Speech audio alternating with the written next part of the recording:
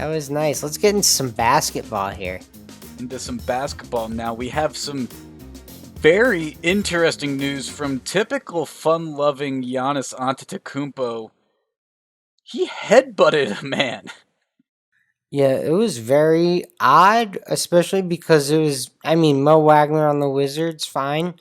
He was going to miss the regular season finale with the suspension for the headbutt, but I thought it was so odd. Like, why would you put yourself in that situation in a meaningless game?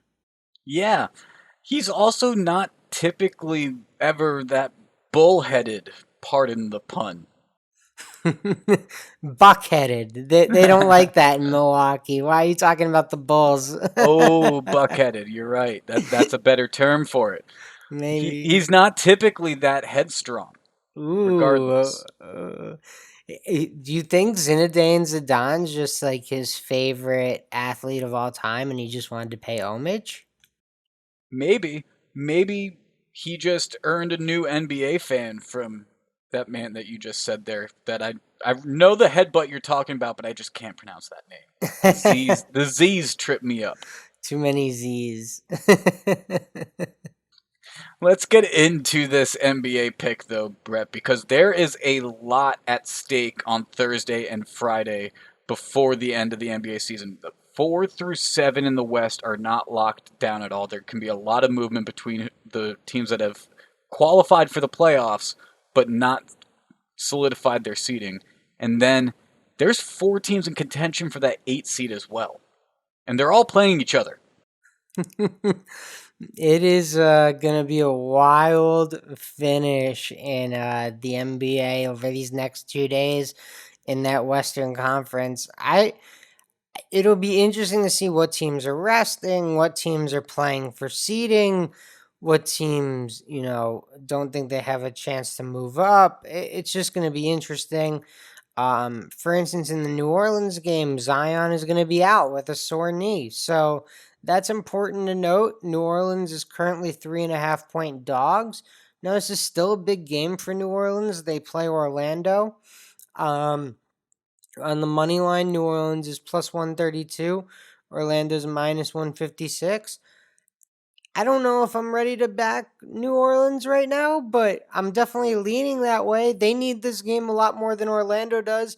Orlando's locked into the 8th seed in the East, Jake, and they can't move anywhere. So it would be in Orlando's best benefit to just play the last 5 guys on their bench and make sure everyone's healthy for game But 1. this is in Orlando.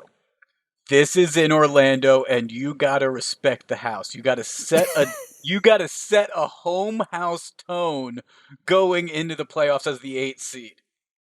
Now is the time that you remind everyone that you're in Orlando and you have a home field or home court advantage. Yes.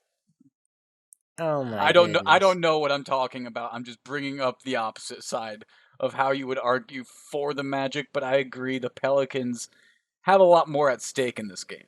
Yeah, personally, I'm leaning that way. I'm not ready to back him yet, but something interesting. And we had to mention Zion was out, so we might as well mention the lines. Yes. The other game, Dallas Phoenix. Now, I'm very intrigued by this Dallas money line, but I agree with you, Brett, that I think there's going to be a fair amount of Mavericks that are sitting out because they've locked down their seating. Dallas is basically situated. I just am not confident that Phoenix goes 8-0 in the regular season of the bubble. I don't know. There's something telling me it's not going to happen. Phoenix isn't going to do it. And Dallas at plus 194 is talking to me. But I haven't pulled the trigger on it yet. I'm Yeah. leaning there though. I'm as you can see, I've talked myself into it quite handedly. I just haven't actually done it yet. Well, what it is winning 8 games in a row is hard, Yeah.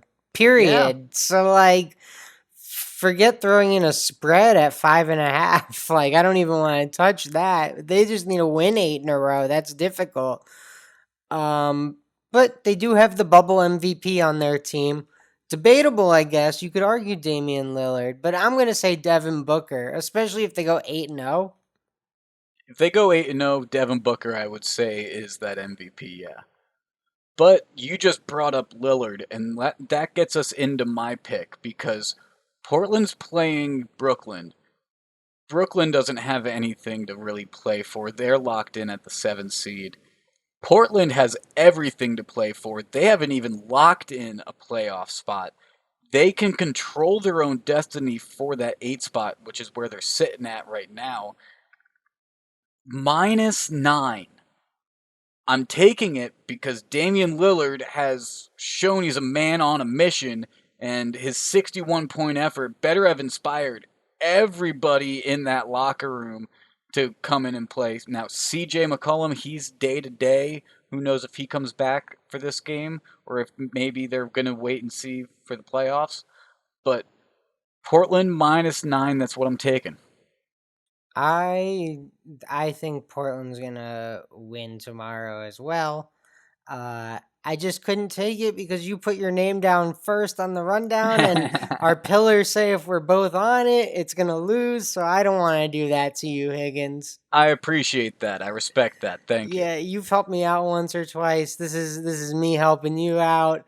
But I'm with you. I think Portland, again, going to be very motivated, has everything to play for.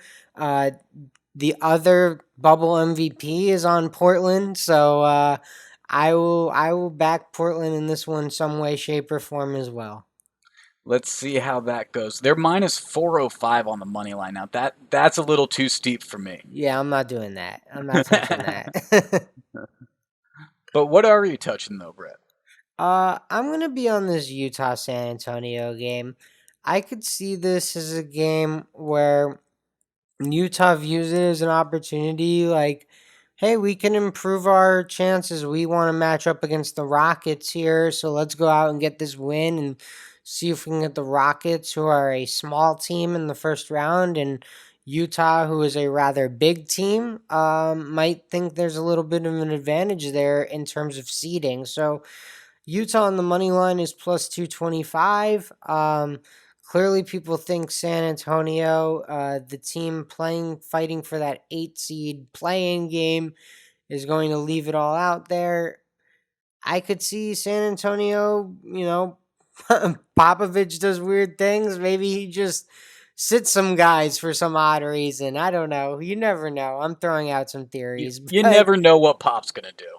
You yeah, never know what he Pop's might gonna do. not even coach the game. I know he let some of his assistants coach some of the preseason games. I know Tim Duncan coached a regular season game at one point this season. So who knows what's going to happen with San Antonio there? But I think Utah has enough to play for that I'm comfortable backing them with the plus 225. We'll see how that goes. Just to put in perspective this Western Conference that we've talked about. Now, Dallas is the 7 seed at 43-31. Now, they're a game and a half behind Utah, so most likely they're not going to move up to 6. But at 8 is where it gets interesting because Portland, 34-39, they're 19 and a half games back of the leader. Memphis Grizzlies, 33-39. Phoenix Suns, the very same. They're both 20 games back. San Antonio, 32-38, also 20 games back. So there are a lot of teams in contention and a lot of paths to get that 8 seed. It'll be very interesting to see where this NBA tree shakes out.